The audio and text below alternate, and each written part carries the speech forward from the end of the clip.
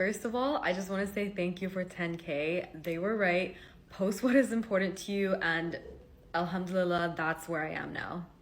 And just a quick update on the Revert app before I get into the story. It is now called Lantern, and you can feel free to follow it on Instagram for more updates. But we finalized all content and development is next. Okay, so my story, to backtrack a little bit, I was born and raised in Hong Kong. I was raised religious with religions, plural.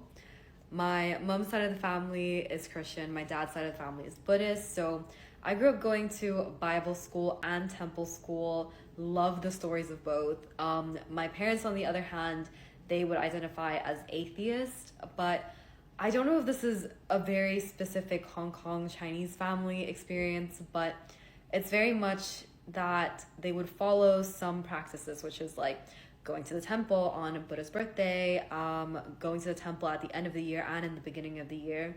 The end to sort of say thanks for everything they had asked for in the previous year and everything that's happened in the previous year. So it's little practices, but they would still identify as atheists. But I personally definitely didn't identify with either religions. I had this idea that I wanted to live the YOLO lifestyle and I just wouldn't be able to with practicing any religion. But I met a really good friend of mine and she's still my best friend today, and she gave me her translated version of the Quran back in business school. So she did this Islamic lit class when she was an undergrad. I was a lit major in undergrad, so we sort of bonded over that. And she was very, very inspired by it. And I was like, okay, let me try read it. This is back in 2022. I believe I read like 2 surahs and that was it. I think there was this one moment that was really the catalyst to all of this, or to my journey. And I tell this to a lot of people. I have terrible anxiety. I went to therapy for a very long time. And this is not to knock therapy. I love therapy. It is great. But these verses, you may dislike something although it is good for you, or like something although it is bad for you. God does not burden any soul with more than it can bear.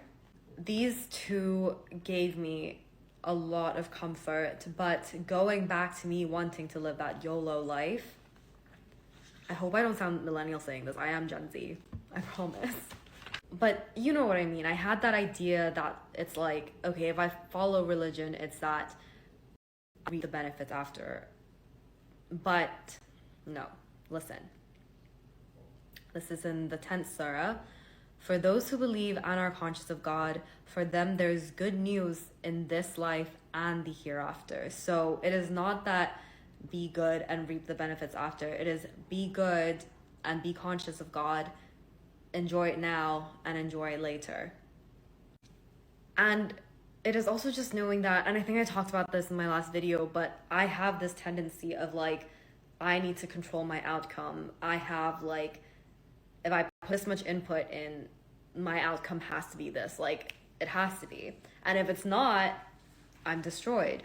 So going back to that first verse, right? Like, I don't know what's good for me, only He does. So that gave me a huge, it was like a sigh of relief almost. Even my cat agrees.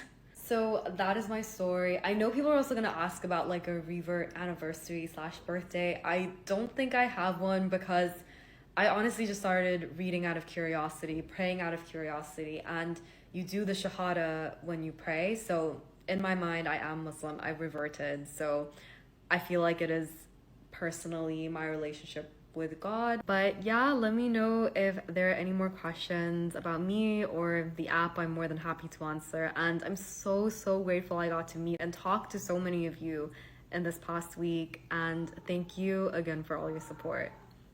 I need to go feed my cats, as you can hear.